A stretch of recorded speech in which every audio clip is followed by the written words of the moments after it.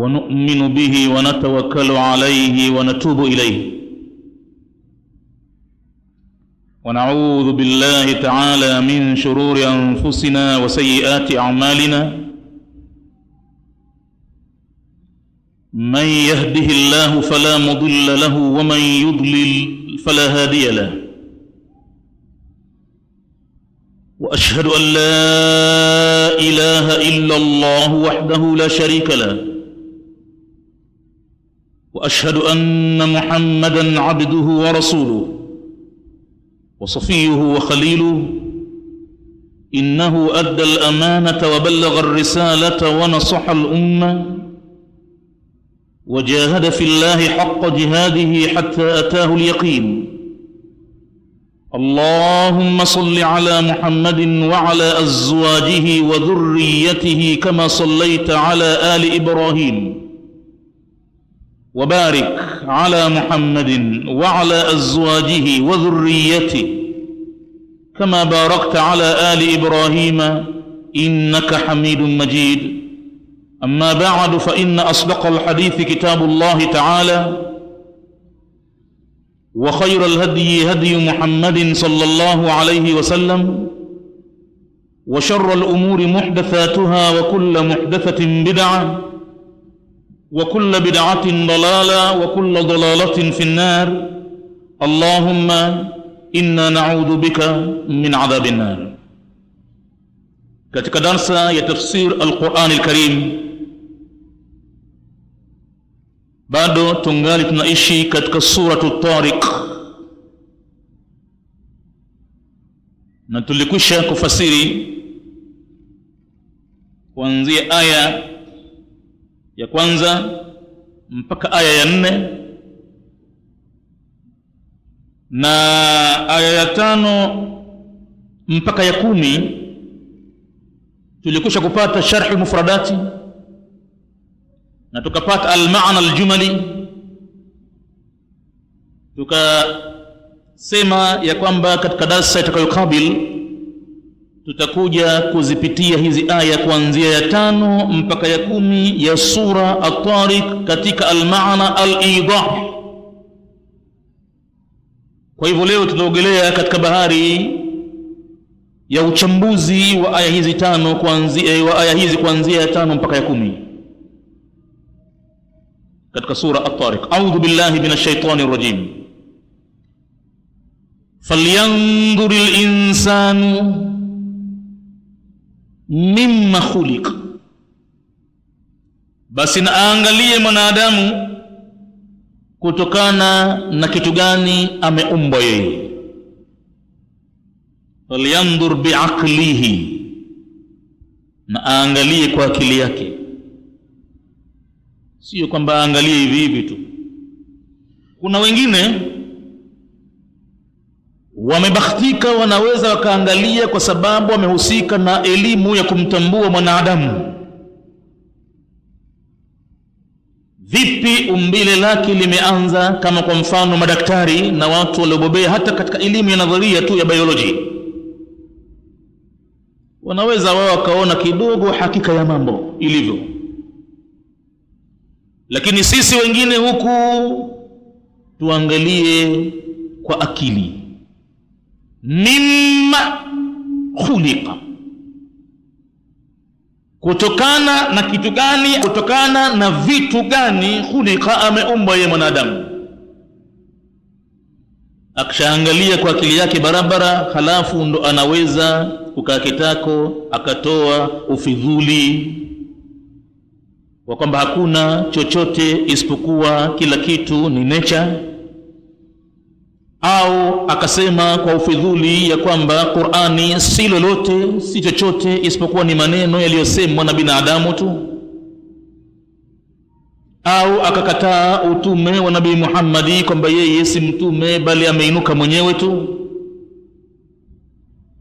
Baada ya kuangalia kwa akili yake, na yeye kapewa hicho chombo cha akili kwamba kinaweza kabisa kugundua ukweli, falyanzur biaqlihi, aangalie mwanadamu kwa akili yake. waliyatadabbar fi mabda'i khalqihi, akishaangalia kwa akili yake vile vile azingatie fi mabda'i khalqihi, katika mwanzo wa umbile lake. Mwanzo asija akajitizama hivyo alivyo sasa hivi, ni mtu mzima miraba minne, ana nguvu, afya yake nzuri na pesa anazo na anafanya takacho. Hapa sipo pa kuangalia. Aangalie fi mabda'i khalqihi, katika mwanzo wa umbo lake vipi limeanza. Aangalie hivyo, liyatadhiha, ili ipate kumfunukia waziwazi, liyatadhiha lahu, ili ipate kukaa waziwazi kwake yeye, qudrata wahibihi, uwezo wa yule mpaji wake, Mola wake, mwenye kumpa yeye afya, mwenye kumpa yeye pumzi, mwenye kumpa kila kitu. Aangalie qudrata wahibihi, aangalie uwezo wa yule mpaji wake, Mola wake.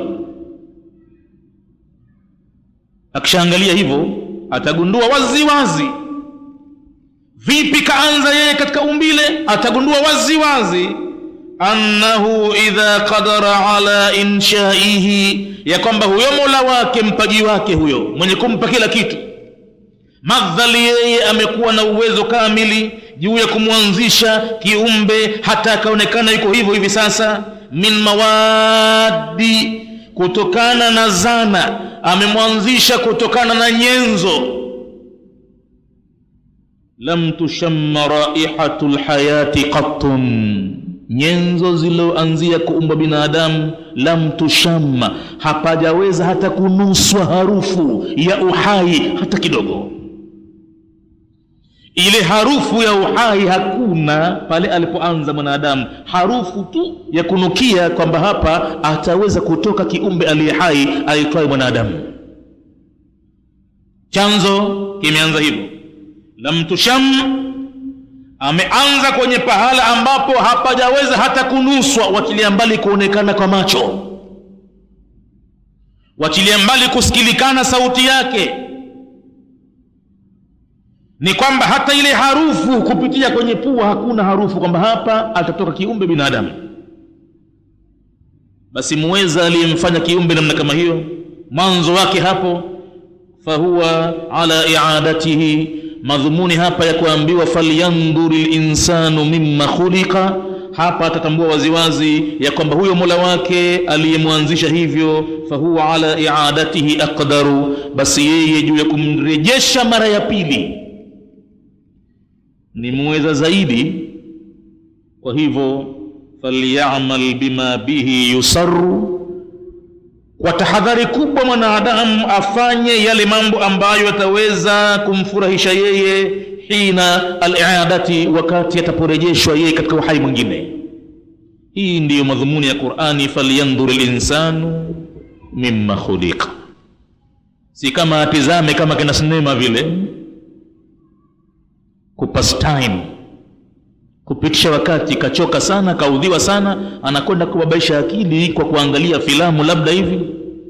Hata akirejea ameshajipumzisha, akajistarehesha, akajipotezea mawazo kidogo. La, falyanzur bimaana falyanzur biaqlihi, aangalie kwa akili yake, waliyatadabbar, na azingatie baada ya kuangalia, fi mabda'i khalqihi, katika mwanzo wa umbile lake yeye vipi ameanza kuumbwa.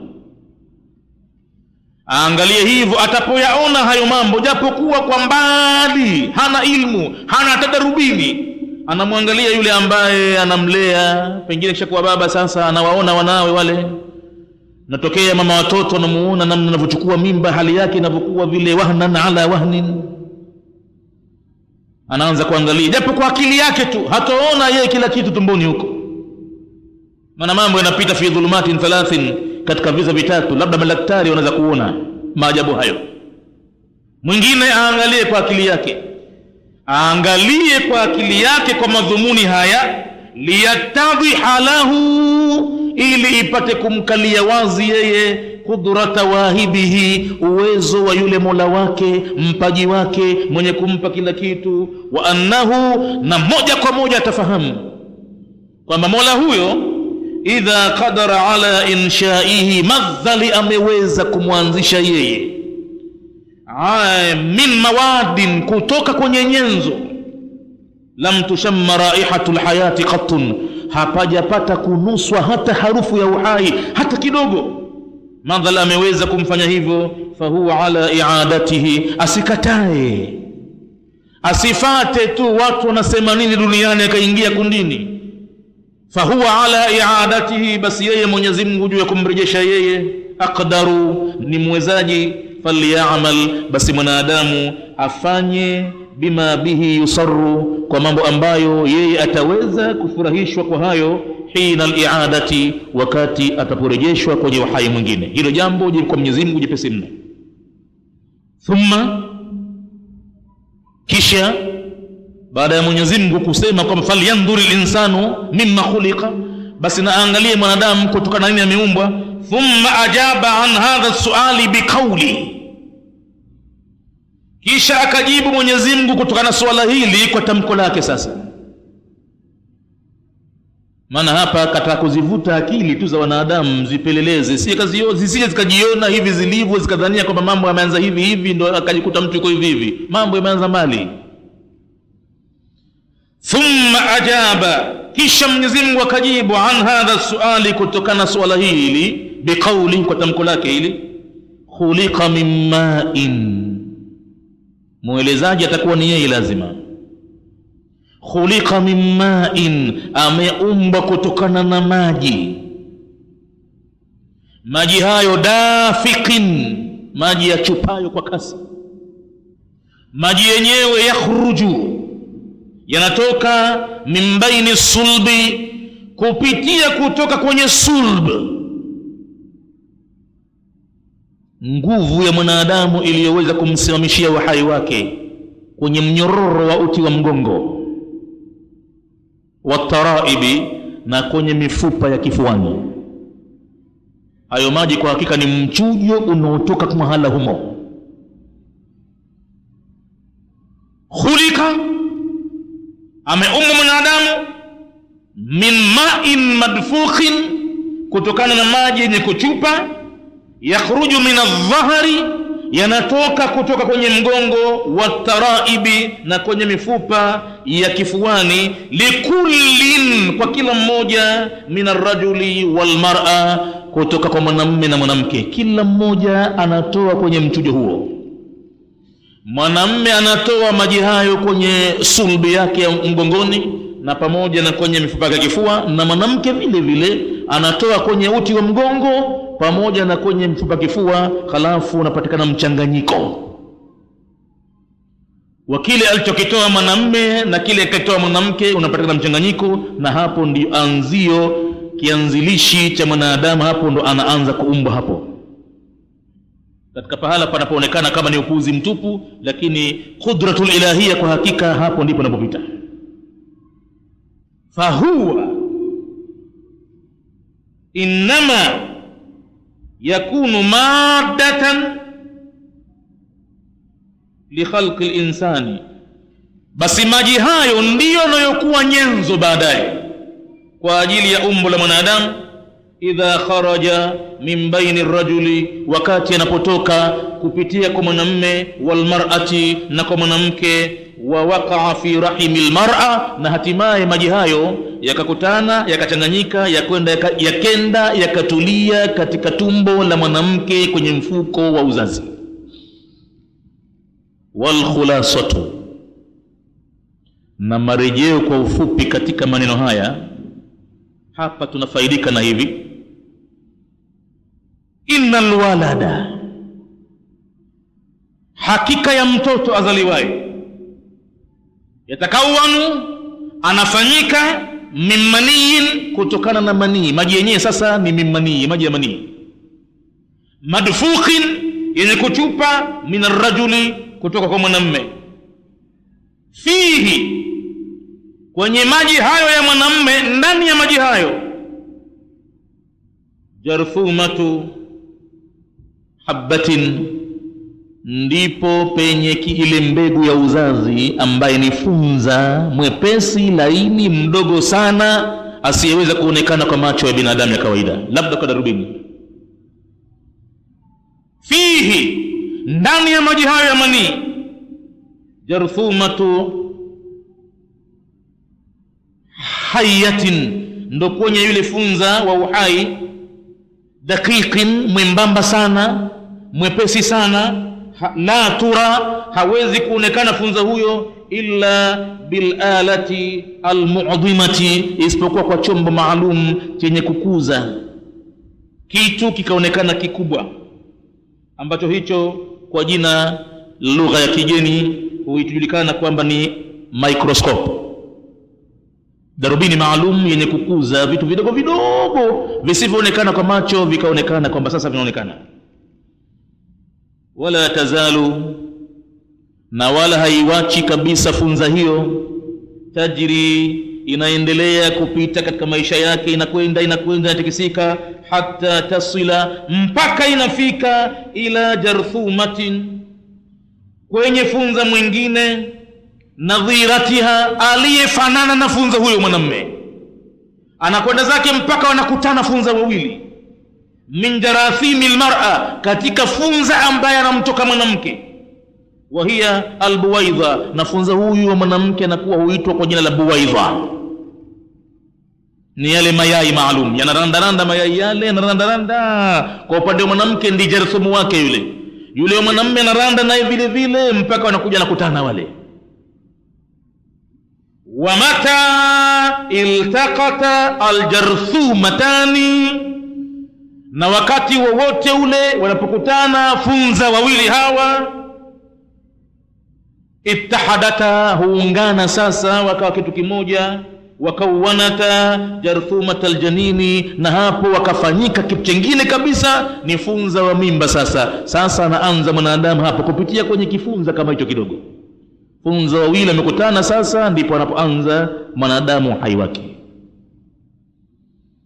Yaqulu subhanahu wa ta'ala fi ayatin ukhra, anasema katika kuweka wazi mambo haya Mwenyezi Mungu katika aya nyingine, alam nakhluqukum min ma'in mahin, je, mtakataa wanadamu kwamba sisi hatujakuumbeni kutoka kwenye maji dhalili?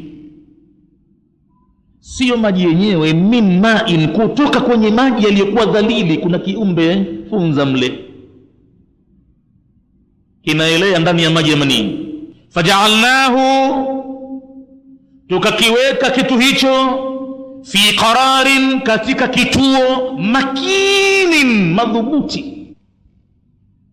Mama mtu huko anahangaika, pengine anapata ajali kwa kontena yake huko, hataki na habari, funza anatengenezwa huko siku 120.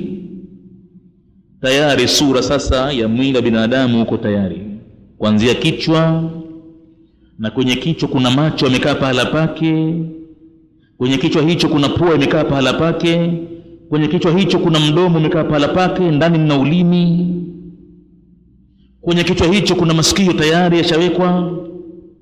Alimradi ni katika mambo ya ajabu. Na hapa ndipo muujiza wa maneno ya Mwenyezi Mungu yanapothibiti kuwa ni muujiza kweli kutoka kwake. Na hapa ndipo pahala wanapoanguka wabatilifu wote wanaobatilisha ukweli wa Nabii Muhammad. Hapa ndipo wanapoanguka pahala hapa,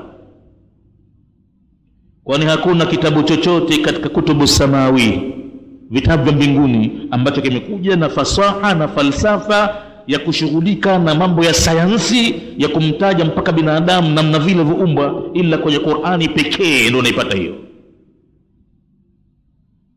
Sasa ndipo yanapoanguka wenyewe yale maneno waliotupiwa Nabii Muhammad, mtunga mashairi, am yaquluna sha'irun natarabbasu bihi raibal manun, au ndo wanasema Muhammad mtunga mashairi, tunamngojelea yeye msiba wa mauti umfike, atakufilia mbali udhiawishi. Mtunga mashairi pamoja na uhodari wake wa kuweka sawa vina na beti na nini hawezi kuzungumza kitu kikadumu katika ardhi hii, ardhi yenye wasomi wanaotaka kwa pupa kubwa kuibatilisha Qur'ani kwa basima na Mwenyezi Mungu. Haitawezekana kwa mtunga mashairi kuandika kitu ambacho kikadumu miaka 1000 leo na 420. tokea mtume kuhajir isiweze kubatilishwa hata aya moja, ila kila wakijaribu watu kuibatilisha inakuja haki kusimama zaidi. Wala ya'tunaka bimathalin, na wala Muhammad hawatakuletea watu mfano wowote ukitaka kupinga maneno haya, illa ji'naka bilhaqi, isipokuwa sisi tutakuletea maneno yaliyokuwa ya haki, wa ahsana tafsira, na tafsiri nzuri zaidi. Itabaki dunia na taaluma yake izidi kusadikisha kilichosemwa na Qur'ani ndio bora zaidi, ndio ukweli wenyewe, hata kama wakati wa mwanzo kitaonekana kwamba kitu hicho hakiwezekani kabisa. Kwa mfano mbali ya hapa tunapoishi sasa, ambayo elimu ilichelewa kuyagundua haya, ambayo atazungumza punde hivi Dr. mhusika hasa na mambo haya ya mimba, atazungumza, atatoa jawabu punde hivi kutokana na suala aliloulizwa na mufassir wa Qur'ani Mustafa al-Maraghi. Kamuuliza suala, basi dokta anajibu, daktari mhusika hasa, specialist huyo wa mambo ya mimba, vipi kiumbe kinafanyika tumboni. Mbali ya pahala hapo, kuna wakati wa nyuma kabisa Qur'ani imezungumza, washamsu tajri limustaqarrin laha dhalika taqdirul azizil alim wal qamara qaddarnahu manazila hatta 'ada kal urjunil qadim la shamsu yanbaghi laha an tudrika al qamar wala al-laylu sabiqu an-nahar wa kullun fi falakin yasbahun. Maana ya maneno haya, washamsu tajri, na jua nalo lenda vile vile. Hakuweza kabisa kuzungumza anga, halijui anga, amesukuma maneno ya ovyo, na jua halendi bali liko pahala limekaa fixed position, inayokwenda ni ardhi tu peke yake, earth.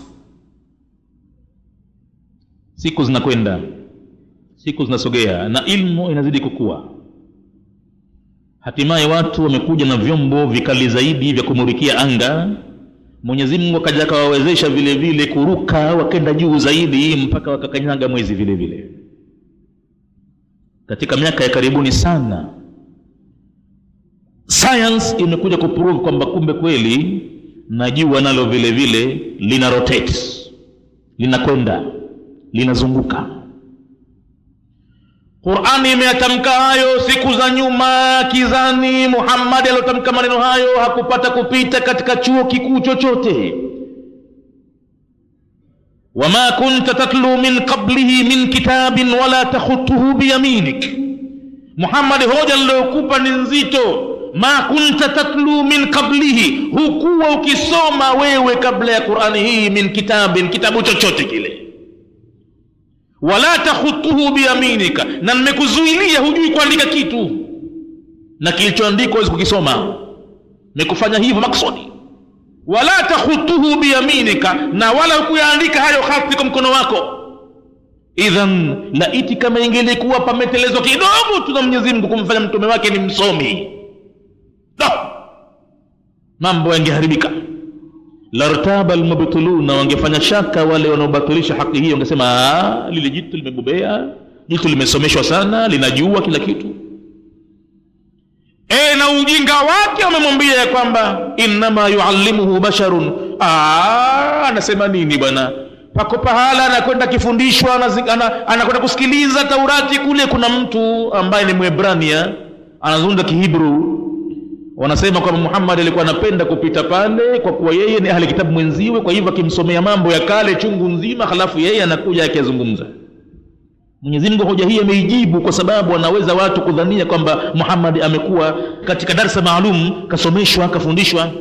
Akatamka Mwenyezi Mungu anasema, lisanu alladhi yulhiduna ilayhi a'jamiyun wa hadha lisanun arabiyyun mubin. Ile lugha ambayo wao makafiri yulhiduna ilayhi, imekuja kwa lugha ya Kiarabu, si Kiarabu cha broken language, Kiarabu mubin chenye fasaha. Humu ndani ya Qur'ani al-Karim mna balagha ya kutosha, mna sarfa ya kutosha, mna maani, mna bayani, mna mantiki, mna nahau, mna kila kitu. Na msomaji wa Qur'ani aliosoma sana Qur'ani huwa hapati tabu kufahamu mambo ya fani nyingine katika mambo ya Kiislamu. Hapati tabu sana, maana mifano yote anayepata kwenye Qur'ani, mifano yote kwenye aya za Mwenyezi Mungu za Qur'ani, humo mna dhamiri zote na vitendo vyote vimekuja kwenye dhamiri zote. Hatupata kwenye Qur'ani humo. Hoja atulize akili yake na awe Qur'ani imemjaa kifuani. Akikitaka kitu hiyo hapati tabu kukifikiria, iwe kinakuja pale pale. Hatopata tabu katika somo lolote lile la Kiislamu. Lakini min ghairi ya Qur'ani tabu inakuwa mzigo mkubwa. Fahamu kitu. Aya hizi enyi ndugu Waislamu ni pahala hapa kwa hakika pa kuonyesha muujiza wa maneno haya. Muujiza ambao kazi yake elimu kuthibitisha lilosemwa na mtu ambaye hakusoma, hajui kuandika, kilichoandikwa hawezi kukisoma, ndiye ambaye kinywani mwake ametamkwa maneno haya. Hii yote ni shuhuda ya kutosha kwamba Muhammad alikuwa kweli ni mjumbe wa Mwenyezi Mungu, na Qur'ani ni kalamu Allahi al-Qadim, ni maneno ya Mwenyezi Mungu ya tangu na tangu. Kwa hivyo wal khulasatu, marejeo kwa ufupi katika maneno haya, falyanzur al-insanu mimma khuliqa min ma'in dafiqin yakhruju min bayni sulbi wat tara'ibi. Al-khulasatu ni kwamba innal walada yatakawanu, mtoto anafanyika min maniyin, kutokana na maji ya manii, madfuqin, yaliyokuwa ni yenye kuchupa, min ar-rajuli, kutoka kwa mwanamume, fihi, ndani ya maji ya mwanamume yani manii, jarthumatu hayatin, mnafunza wa uhai ndani yake mle. Funza huyo daqiqatin, mwembamba mno, laini mno, mdogo mno, kiasi ambacho la tura, hawezi kuonekana funza huyo illa bialatil mu'dhima, kwa chombo maalum cha darubini chenye kukuza vidogo vidogo vikaonekana, mikroskopu hiyo. Wala tazalu, kiumbe hichi, kifunza hichi, tangu kimefatana na maji ya manii kwa mchupo, basi kiumbe hichi la tazalu, hakiachi, tajiri, kwa kinakwenda tu, kinahangaika tu, hata tasila, mpaka kinafika ila jarthumatin, kwenye funza mwingine, nadhiratiha, aliyekuwa sawa sawa na yeye, wamefanana sana, min jarathimi almar'a, katika mafunza ambao anatoa mwanamke, wa hiya albuwaidha, navyo julikana kama ni buwaidha, kama vijiaiyai hivi mfano wake. Wa mata iltaqata aljarthumatani, na wakati wowote vinapokutana vifunza viwili hivi, yule wa mwanamke na yule wa mwanamume, ittahadata, huungana vikawa kitu kimoja, wakawanata, na vikafanyika funza vile hivyo, jarthumat aljanini, funza mwingine sasa ambaye huyo anakuwa ndo mimba inaanza hapo. Wanadamu wamekwenda walikokwenda, asile mwanadamu, chimpanzi wamesema warusi kina Lenini kule, wamekwenda kukwenda, lakini wamerudi, wameanguka. Sio chimpanzi, ukweli ni huu. Kwa hivyo elimu yoyote itakayokuja kazi yake itathibitisha kwenye Qur'ani ndio kwenye kweli. Washamsu tajri limustaqarri laha, jua nalo linakwenda ili kufikia pahala pake maalum kwenye kituo, na likifika hapo linaomba idhini kwa Mwenyezi Mungu tena, je, nianze safari yangu mwingine mwaka mpya? Mwenyezi Mungu anaambia bado, nenda, na iko siku nitakwambia basi wewe nenda tu kwanza. Dhalika taqdirul azizil alim, huo ndo mkadirio wa mwenye uwezo mkubwa sana ambaye ni mjuzi.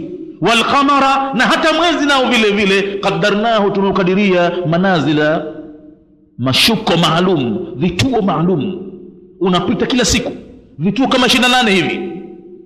Hata ada, ukimaliza vituo hivyo unarejea tena mwezi, kal urjuni, kama chaparara la mtende, alqadim, lilokuwa tangu na tangu kongwe, limekauka kavu kwa jua, hauonekani vizuri mwezi wa maandamo, maana duara yake si kamili. Unaona duara kama ya lamu kidogo ya Kiarabu hivi, nusu tu, kidogo tu.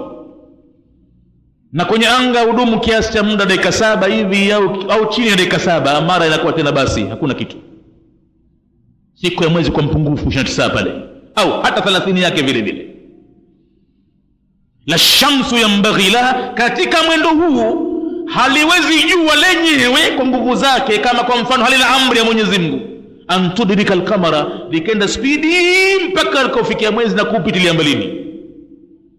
Wala al-lailu sabiqu an-nahari, na wala usiku hauwi wenye kuutangulia mchana, na ilhali ya kuwa sayari zote hizi wa kullun fi falakin, kila kimoja kimo katika mzunguko wake, gurdum lake, kwenye galaksi yake, yasbahuna, vyote kwa jamu vinaelea. Wakakataa makafiri wakasema la, jua halendi. Karibuni hivi wameprove kwamba sasa tayari kumbe jua linakwenda bwana. Na wakapatikana wengi wakasema kwamba lazima tushuhudia hapa kwamba aliyemtamkisha Muhammad maneno haya haiwezekani kabisa, lazima atakuwa ndiyo Mungu. Ilifasiriwa siku nyingi sana, miaka mingi mno. Ila Suyuti na nyingi nyingine zimeona kwamba yakhruju min baini sulbi wa taraibi. Ilifasiriwa siku nyingi sana, miaka mingi mno, ya kwamba maji haya yanatoka katika mifupa ya mgongo ya mwanamume, na taraibi ikafasiriwa kwamba ni mifupa ya kifua ya mwanamke tu. Kumbe na mwanamke naye pia anatoa kitu mgongoni na kifuani pia, na mwanamume pia anatoa kitu mgongoni na kifuani pia. Itoshe suala ya mmoja katika wakeze Mtume, ima atakuwa ni Ummu Salama au yoyote mwingine yule, lakini mmoja katika wakeze Mtume, au kama si yeye Ummu Sulaim. Lilipokuja suala kwa Mtume wa Mwenyezi Mungu, je, mwanamke afanye nini atapoyaona yale anayoyaona mwanamume usingizini? Kaota usingizini, kalala, kaja katika matamanio, kachukua kitendo cha matamanio mpaka kateremsha maji ya manini. Pale janaba linapatikana, madam kaota na kaona raha, janaba lipo, lazima koge ndio aweze kumwabudu Mwenyezi Mungu kusali. Jeshi kubwa la janaba. Mwanamke anauliza, je, mwanamke akiota usingizini yale anayoyaona mwanamume ya matamanio, je, na yeye vile vile itakuwa ni wajibu kukoga? Mtume akajibu naam, lakini kwa sharti idha ra'atil ma'a, akoge janaba, lakini kama ameyaona yale maji kama alivyomtoka mwanamume, basi na yeye kama atayaona. Hapa mwanamke akashtuka. Atapoyaona mwanamke maji, ilikuwa yeye katika fahamu yake ni kwamba maji hayo anatoka mwanamume tu. Mtume akamwambia ndio akoge janaba, lakini idha ra'atil ma'a. Mwanamke akauliza, wa hal yakunu dhalik wa hal yakunu hadha, je, kwani haya yanakuwa kwa mwanamke na vile vile? Ala, Mtume akajibu, famin aina yakunu shabahu, kama hayawi hayo, kama mwanamke atoi maji hayo vile vile yamani, ule mshabaha wa sura umepatikana wapi? Mtoto kumganda babie au kumganda mamie, akachukua sura ya mababu wa nyuma, ni damu iliyozidi pande mmoja siku ile ndio inayopamba sura ya mtoto kuchukua kuukeni kwake au kuumeni kwake. Kila mmoja katika hao anatoka kitu maalum. Nafunza wale wanakutana, mmoja akiwa amezidi ile damu, yale maji yanaelea kwake mazuri zaidi, mengi zaidi, ndio sura moja kwa moja inakwenda kuchukua ya baba mtu au mama mtu, au wakati mwingine si ya baba si ya mama, kuna wazazi wa yule mwanamke au wazazi wa mwanamume huko nyuma uchukua mtoto sura ile. Hayo yote yanathibitisha tafsiri ambayo Mtume kaitoa ya Qur'an. Mwenyezi Mungu amesema kwenye Qur'an, yakhruju min baini sulbi wa taraibi, kote kote yanatoka maji hayo. Alam nakhluqukum min ma'in mahin, je, mtakataa kwamba sisi tujakuumbeni kutoka na maji yaliyodhalili? Faja'alnahu, tukaweka kiumbe hicho, funga tukamtuliza, fi qararin, kwenye kituo makini madhubuti. Fakadarna, tukamkadiria kwenye kituo hicho hapo kila kitu chake hapo, fa ni'mal qadirun, basi sisi ni wazuri walioje kukadiria. Mnatuonaje uzuri wetu? Ukadiriaji ambao anauchambua Mwenyezi Mungu katika aya nyingine nasema akhrajakum min butuni ummahatikum, amekutoweni katika matumbo ya mama zenu, la ta'lamuna shay'an, mjikwamini kitu huko katika matumbo ya mama zenu, wasawwarakum, akakupeni sura Mwenyezi Mungu kwa mkadirio mkubwa, ahsana suwarakum, na akazifanya nzuri mno sura zenu. alam nakhluqukum min ma'in mahin waja'alnahu fi qararin makin ila qadarin ma'lum, kwa muda maalum tumemweka nusu saa, faqadarna, tukakadiria, fa ni'mal qadirun, basi ni wazuri walioje sisi kukadiria. Moja hiyo. Nyingine katika sura Al-Waqi'a, Mwenyezi Mungu anatia hoja tena, maana hapa ni pala pakubwa pazito mno. Hapa ndipo pahala Waislamu kama wataweza kuyazungumza maneno ya Mwenyezi Mungu kwa fasaha yake na falsafa yake, kinaweza kisibakie chochote katika dunia hii ila kikubali ukweli ulivyo. Lakini kama Qur'ani itabakia kusomewa maiti na kuimbwa nyimbo tu na watu kuvutika na sauti ya msomaji na wakisha kapiga makelele Allah Allah Allah, rud alaina, zid tul umrak, itabaki Qur'ani bado haifahamiki, na wale wanaotoa matusi wataonekana kama kwamba wamesema kitu kizito, kitu kikubwa, kumbe hawana lao jambo. Kila atakayetoa tusi dhidi ya Muhammad na Qur'ani, basi nakuwa amejiangusha mwenyewe na anazidi kuipa nguvu Qur'ani zaidi, atafedheka baadaye. Mwenyezi Mungu anasema afara'aytum ma tumnun, je, hamkuyaona nyinyi yale mnayoyamimina? Nayo ni maji ya manii hayo mnayamimina. Tumnun ma'in mahin min ma'in dafiqin, afara'aytum ma tumnun, je, hamkuyaona yale ambayo mnayamimina? Antum takhluqunahu, hivyo nyinyi mnaumba kiumbe binadamu kwenye maji yale mnayoyamimina? Au mmekaa kitako mnangojea matokeo tu, baada ya mtu kwenda kwenye raha zake anashtukia mambo chakuwa tayari tu, hajui lini, hajui wakati gani, anashtukia mambo yameshakuwa tayari, kaitikiwa dua yake tu basi ya uzazi.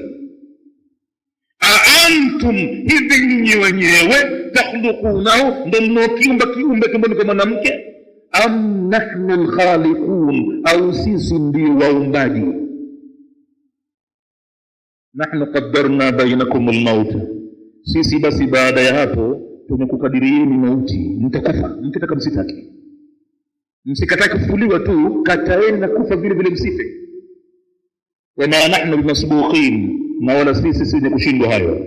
Ala an nubadila amthalakum, kukubadilisheni nyinyi mfano wenu huu mlionao, wanunshiakum, na tukakuanzisheni tena mara nyingine, fima la ta'lamuna, katika umbo ambalo hamlijui, na hivi hamkujijua kama mtakuwa hivi, mjishtukia tu, na yaumul qiyamah mtajishtukia vile vile. Mnatoka makaburini na umbo ambalo Mwenyezi Mungu ametaka kukupeni, mtajishtukia tu, na mtaona sasa kweli ni hivi. Tafsiri Qur'ani Muhammad Mustafa al-Maraghi nasema, waqad istaftaitu, mimi nilitaka fatwa, nikauliza, fi nadhariyati al-haml, kuhusu nadharia ya mimba. Nipewe angalau nadharia, maana kuona sioni, sikuhusika, si daktari mimi. Nimeulizia nipate nadharia ya mimba wa kaifiyati takwini aljanin, na ile namna gani inakuwa mimba. Nikamtafuta mhusika mkubwa, kumuuliza an-Nitasi al-Bari'i, mtaalamu aliyebobea kwenye kazi yake, Abdul Hamid al-Arabi Biki.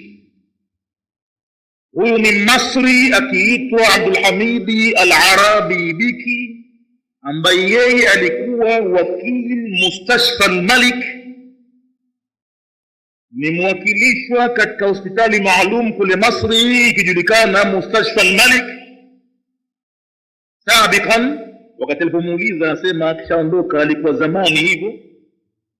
Ajabani, akanijibu mtaalamu huyu, anasema wakati huo Mustafa al-Maraghi hai mwenyewe, anasema hafidhahu Allah, Mwenyezi Mungu amhifadhi. Maana kwamba wakati huo daktari alikuwa hai naye vile vile.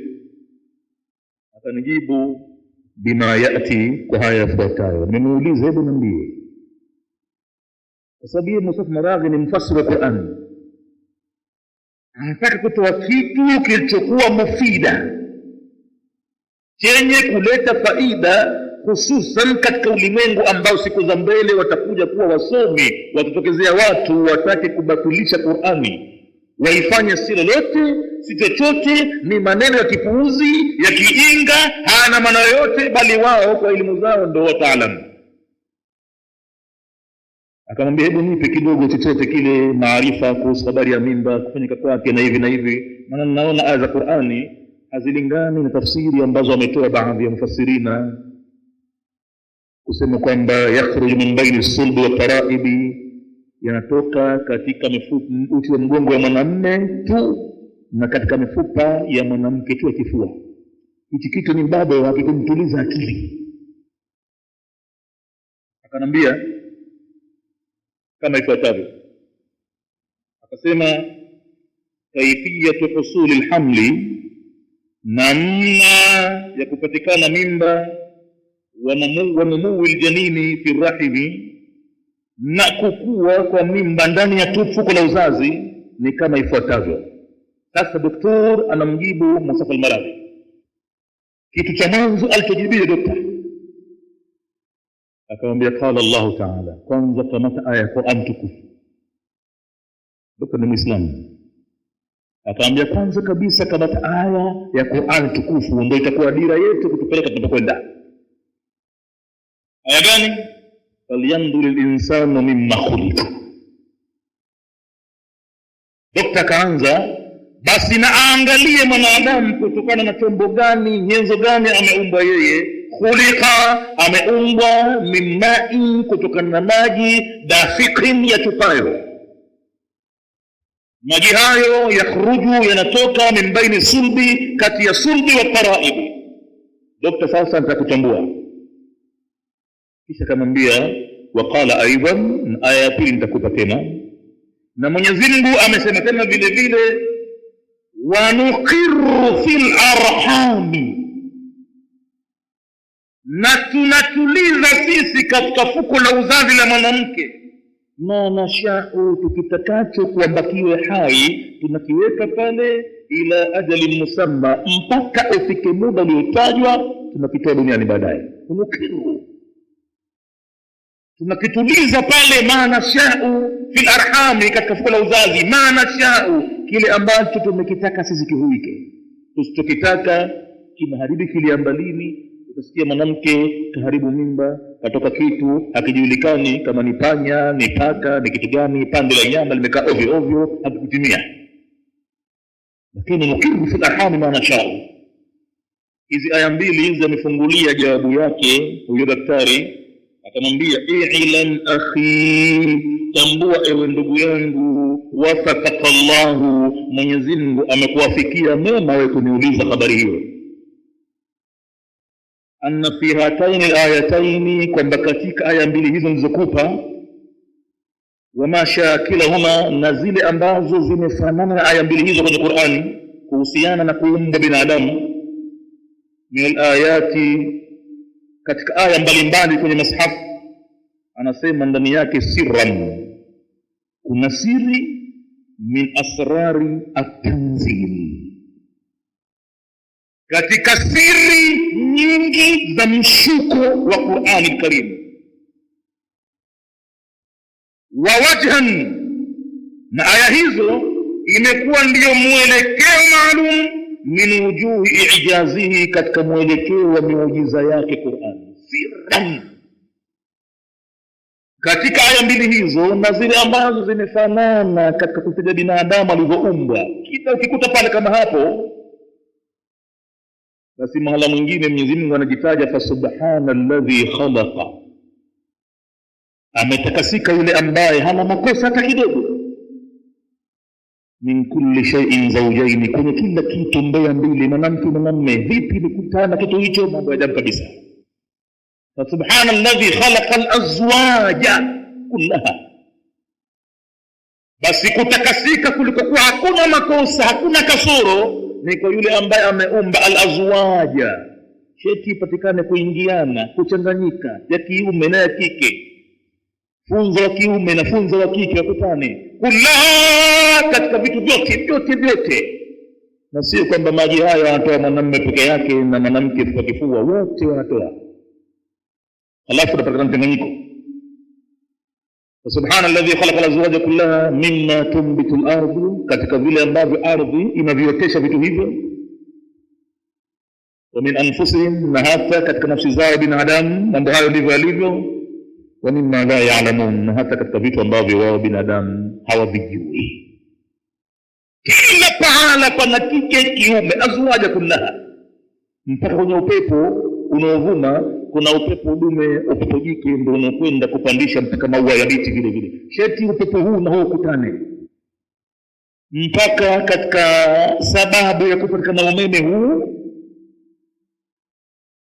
electricity, basi lazima ndani yake kuna waya mweusi na waya mwekundu, positive na negative, lazima zikutane pamoja, zikambane, alafu ndio unaweza kupatikana nguvu ya umeme kuonekana. Peke yake waya mwekundu tu haiwezekani, na peke yake waya mweusi tu haiwezekani. Kila pahala ukitazama kuna waya mweusi na waya mwekundu. Angalia mpaka kwenye mita yako nyumbani pale, lazima makundi wa umeme waziingize zile mahala mwake, ndio tayari utafanya kazi ya umeme. Tunamwambia alam, tambua akhi, ndugu yangu, wafaqaka Allahu, amekuwafikia Mwenyezi Mungu mema wewe, anna fi hataini al-ayatayn, ya kwamba katika aya hizi mbili, wama shakilahuma, na zile ambazo zimefanana nazo, min al-ayati, katika aya mbalimbali, hakika tambua kwa basiran, hapa kuna siri pevu, min asrari tanzili, katika siri za uteremkaji wa Qur'ani, wa wajhan, na hapa ndipo pahala panapoweza kumuelekeza mtu min wujuhi al-ijazi, katika mielekeo ya muujiza wake Qur'ani ya pahala. Kwani Dr. Najibu huyo, fihima ma'rifatu haqa'iqi ilmiya, hapa ndo penye maarifa ya hakika za ilmu. Hapa pana kitu cha uhakika, sio imani ya kibubusa. Hapa wataalamu wataona mambo ya uhakika, waliohusika na fani hizo za mimba, upasuaji na hivyo, wataona mambo ya uhakika. Lakini hakika ilmu hii, mwanangu taakhara alilmu biha, elimu imechelewa kuyatambua hayo. Elimu imechelewa kuyatambua hayo, walkashfi an ma'rifatiha, na imechelewa elimu kuweka wazi utambuzi wake, haikujua miaka mingi. Wa ithbatiha, na imechelewa elimu kuyathibitisha hayo. 13 karnan, kwa karne 13 zimepita, mambo hayajulikani, mpaka tafsiri za Waislamu kubwa hazikuweza kuona hivyo. Kwa hakika kila mmoja alifasiri vyake kwa mujibu wa akili yake na kufahamu aya kenda vyake tu. Nasema bayanu hadha, ubainifu wa jambo uliloniuliza Muhammad Mustafa al-Maraghi kuhusu habari ya mimba inafanyika vipi. Anna sulba al-insani, nitakwambia ya kwamba uti wa mgongo mwanadamu, hii sulbi ya insani huwa amuduhu al-fakri, ndiyo nguzo yake pevu iitwayo vertebra kwa jina la Kiingereza, ambayo Kiarabu hujulikana kama ni silsilatu dhahrihi, chain, mnyororo wa mgongo wake. Huku mgongoni huku kuna kitu kimekaa kama namna ya mnyororo hivi, Kama unavyomwona mnyororo wa baskeli, mnyororo wa pikipiki, ni kwamba kuna vijino vimeungana, hata mnyororo ule kwa unakwenda na chombo kapata sapoti. Basi na mgongoni vile vile kuna mfumo namna ya mnyororo, na kwenye mnyororo huo kuna nati maalumu, kuna skurubu maalumu. Moja likitenguka binadamu hai wake kwa mashaka makubwa. Fiti zile zimekatitako pahala pake pamoja, zinafanya kazi pamoja kabisa. Kuna madiski huko kwenye mgongo wa binadamu. Kama diski inayopatikana kwenye kompyuta, basi na huko kuna diski vile vile. Hapa Mwenyezi Mungu amezungumza katika mambo makubwa. Laiti watu wangekuwa wanajua Qur'ani undani wake. Laiti kwa kitabu hichi kinasomesha ile sayansi yenyewe ya biology from A to Z, yani kama inavyotambuliwa, lakini si kazi yake Qur'ani. Qur'ani inalenga kumtambulisha Mwenyezi Mungu, inazungumza kitu kiasi cha haja. Watafutaji ni wenye binadamu, wakiyataka hayo Mwenyezi Mungu atawaonyesha. Lakini aya inakuja kama kutoa picha tu ili ajulikane Mwenyezi Mungu. Lengo ni tauhidi tu. Hapa Mwenyezi Mungu anataka kujitambulisha yeye, ajulikane, yapatikane maarifatullah. Watu watamtambua Mwenyezi Mungu kwa mambo haya. Anamwambia ubainifu wa haya, anna sulba al-insani, ya kwamba sulbi ya mwanadamu, huwa amuduhu, ndiyo nguzo yake, al-fitri, pegu, nguzo kuu inamfanya aweze kuishi, akae kitako, aende, akimbie mbio, aruke pahala juu, achukue jembe, afije kwenye ardhi, ana nguvu za kutosha, abebe gunia la chumvi, gunia la mchele, pakiti ya saruji moja mbili. Hiyo kwa hakika anaifanya kwa sababu kuna kitu kiitwacho al-amud al-fikri, kuna nguzo pevu kwa juu mgongoni.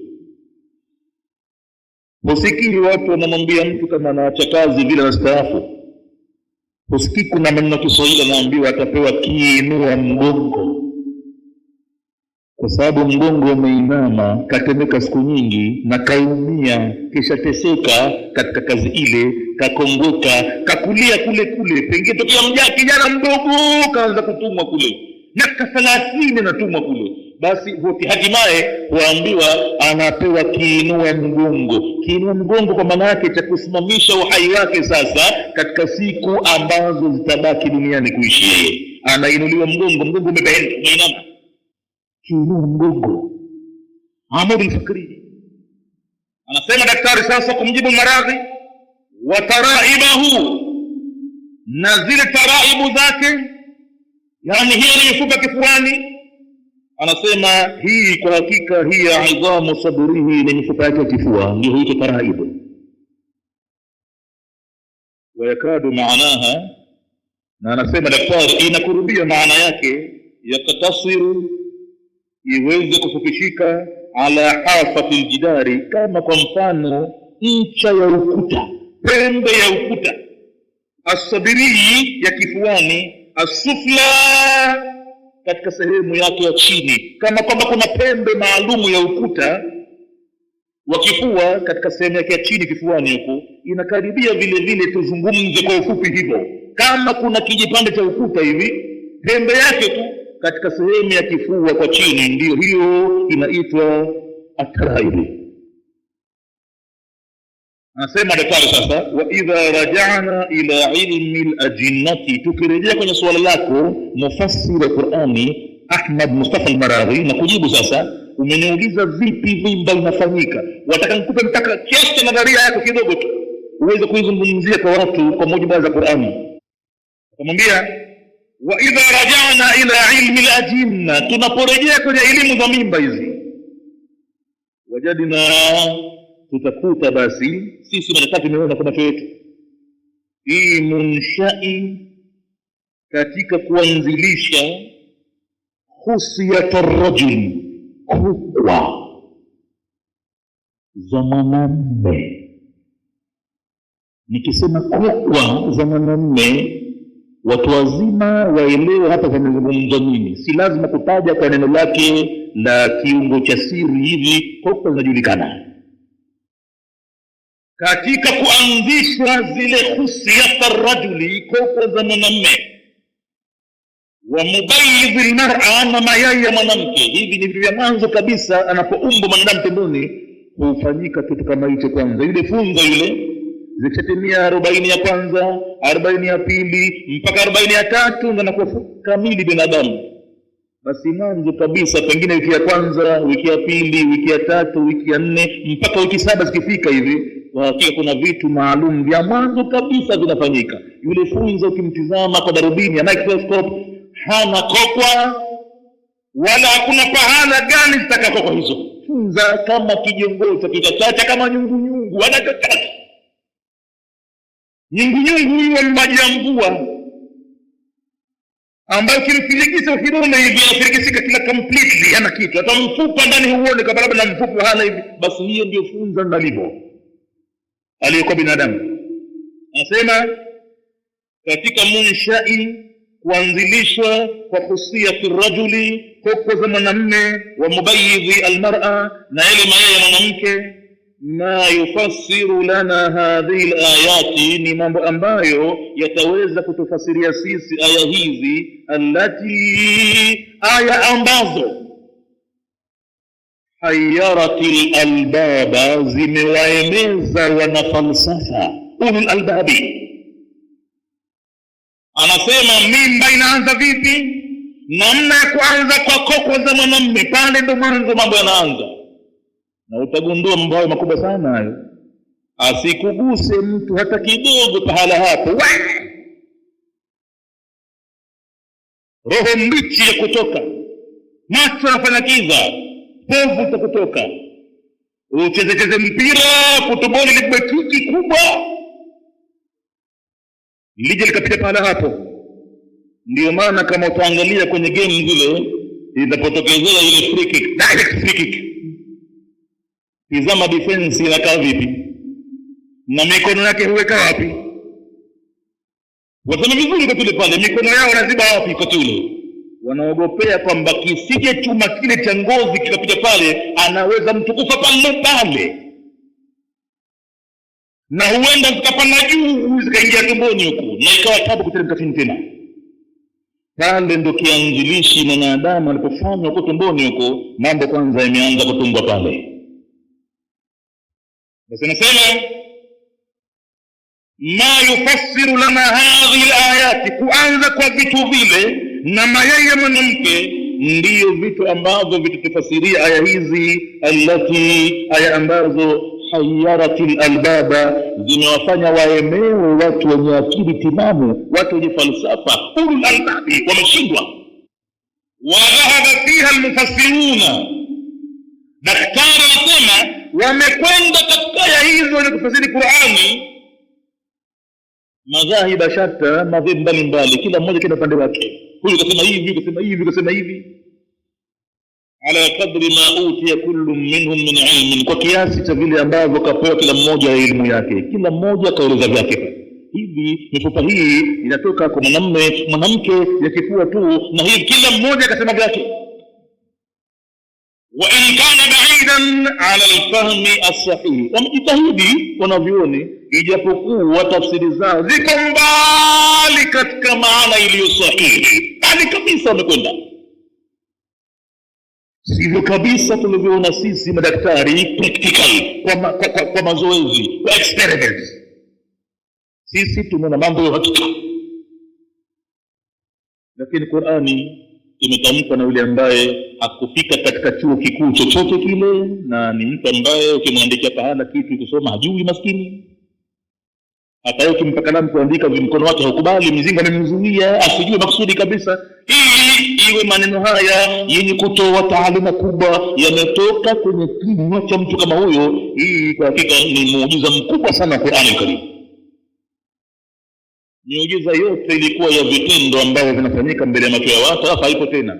Fimbo ya Nabii Musa imeonekana ikifanya miujiza kiasi ambacho kwa muda wakati ule tu haipo tena, lakini Qur'ani itabaki milele kuwa ni muujiza itakayowashangaza walimwengu.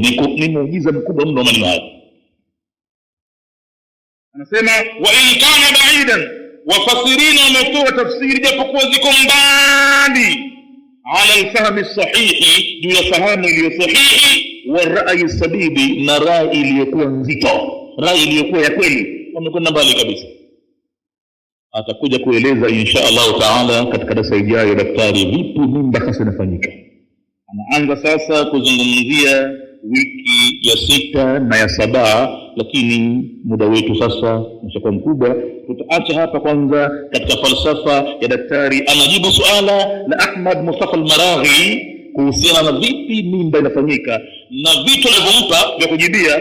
Kamwambia qala Allah ta'ala falyanzur al-insanu mimma khuliqa min ma'in dafiqin yakhruju min bayni as-sulbi wat-tara'ib. Na aya ya pili akamwambia wa nuqirru fil arhami ma nasha'u ila ajalin musamma. Hapa tutaondokea na mwambia aya mbili hizi nzito mno. Sisi madaktari ndio tunafakarika nazo hizi aya mbili, zimetuparaganya akili, zimetufanya twende deep kutizama mbele kuna nini hizi aya mbili.